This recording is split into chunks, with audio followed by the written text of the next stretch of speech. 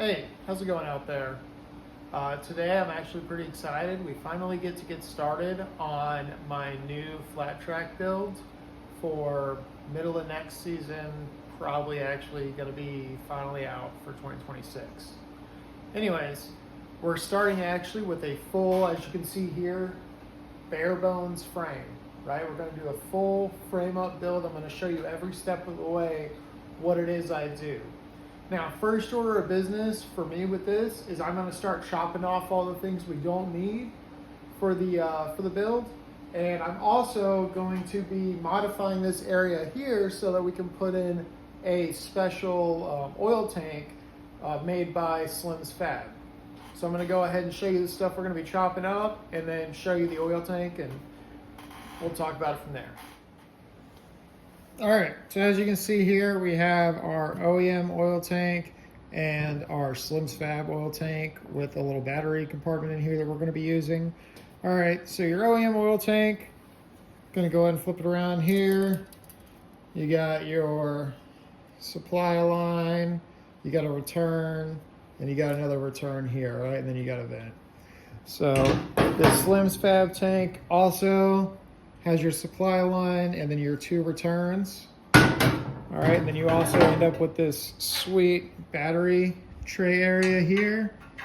And there's your little cap. So now I'm gonna go ahead and show you, because as you can see here, the oil tank, the OEM one, uses these mounting brackets, which obviously are not gonna work with our new oil tank. So I'll show what I'm talking about on the frame we're gonna be removing. All right, so there's a lot of stuff here in this triangle that we're gonna end up removing. All right, first of all, you got these three tabs right here. All right, you got this one back there, this one, and this one.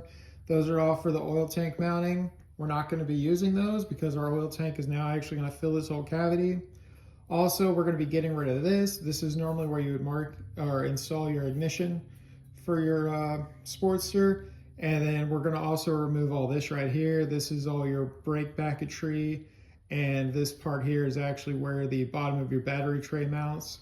Since we're no longer gonna be using the OEM battery and oil tank setup, we'll just go ahead and get rid of all this stuff here. All right, along with that, we're also gonna go ahead and get rid of a couple of other things. We're gonna go ahead and get rid of this down right here. This whole kickstand bracketry. Get rid of this guy also. We're gonna get rid of our like fork lock thing. Go ahead and get rid of that whole setup. And then obviously, like you see on every other flat track bike, we'll be getting rid of all this right here. All right, we're no longer gonna need these fender struts. So those are gonna go away too.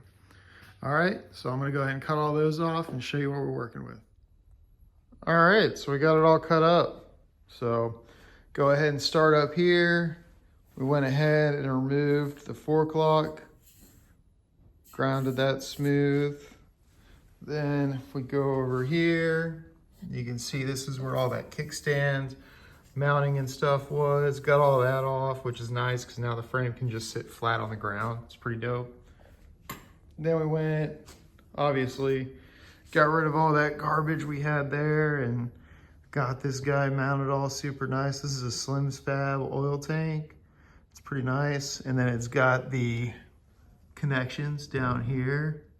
From what I understand, I think they're all 1/4 inch NPT. So that'll be cool to go and figure out how we're gonna route our oil hoses now.